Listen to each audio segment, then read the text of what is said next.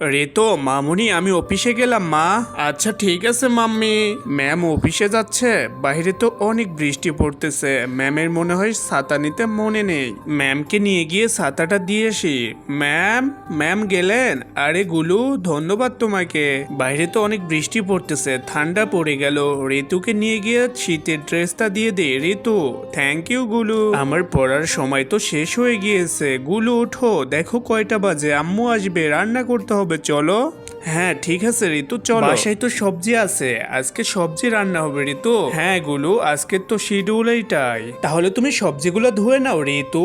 আরে ঋতু তো অনেক উঁচু হতে হবে, ঋতুর জন্য এই টুলটা নিয়ে গিয়ে দিলে ভালো হবে। এই ঋতু এই টুলটার উপরে ওঠো, তুমি তো অনেক ছোট, তোমার তো লম্বা হতে হবে। থ্যাংক ইউ গুলু। গুলু শোনো না। হ্যাঁ ঋতু বলো। কিচেন ড্রেসটাই দাগ লেগে গেল, পরিষ্কার করে রাখো। গুলু আমাকে কত সাহায্য করে, গুলুর জন্য তোমরা সবাই লাইক সাবস্ক্রাইব করে দিও। ঋতু গুলু কোথায় তোমরা? মাম্মি দেখো রান্না করেছি আমরা। আরে আরে ঋতু তোমরা রান্না করেছো, কত সুস্বাদু হয়েছে, অনেক রান্নাটা সুন্দর হয়েছে। কে রান্না করেছে? আমি আর গুলু মাম্মি, দুজনকেই থ্যাংক ইউ। তোমরা সবাই লাইক সাবস্ক্রাইব করো।